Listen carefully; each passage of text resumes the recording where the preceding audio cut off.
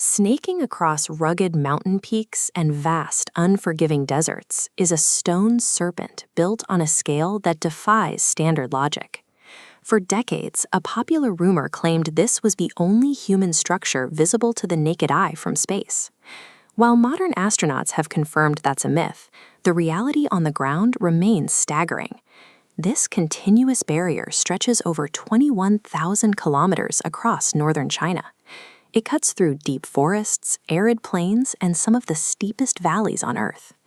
This is a physical record of 2,000 years of labor and engineering and the calculated defense of an empire.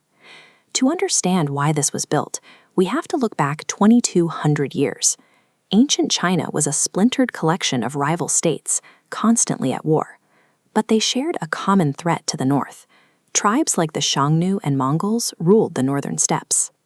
These highly mobile horseback warriors could cross the border, sack a village, and vanish back into the wilderness before a defensive army could mobilize. In response, individual states began packing mud and earth along their distinct borders, trying to block these cavalry raids. But a static, isolated wall does nothing against an enemy that can simply ride around it. Protecting this border required a unified, coordinated strategy. In 221 BC, a ruler named Qin Shi Huang crushed his rivals and unified those states into a single empire. He immediately ordered those scattered defensive lines merged into one continuous barrier to seal off the northern frontier. Without modern machinery, the construction fell on a massive workforce of soldiers, farmers, and prisoners who dragged heavy stones up mountainsides with their bare hands. They used whatever the landscape offered. In the plains, they aggressively compressed mud to form thick, rammed earth walls, while utilizing rough rock in the mountainous regions. The harsh conditions and exhaustion killed a massive portion of that workforce. It is why many historians describe this engineering feat as the world's largest cemetery. Much of the stone structure surviving today was built over 1,500 years later, during the Ming Dynasty. Between 1368 and 1644, the Ming emperors overhauled the elevated military highway. The wide top pathway allowed troops and supplies to march across mountain ridges at a speed that was impossible on the ground below. They integrated hundreds of watchtowers directly into the structure, keeping garrisons stationed day and night to spot enemy movements and transmit smoke signals down the line. This perimeter also regulated the region's economy.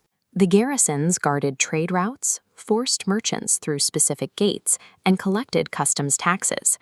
The Ming Wall functioned as a sophisticated, integrated network, simultaneously a fortress, a high-speed road, and a toll booth, designed to regulate an empire's security and its wealth. The structure remains imposing today, averaging 6 to 8 meters high and built directly into the contours of the mountain. Declared a UNESCO World Heritage Site in 1987, the wall now hosts millions of travelers each year who walk the same paths once patrolled by Ming soldiers. The wall is the result of 2,000 years of iteration.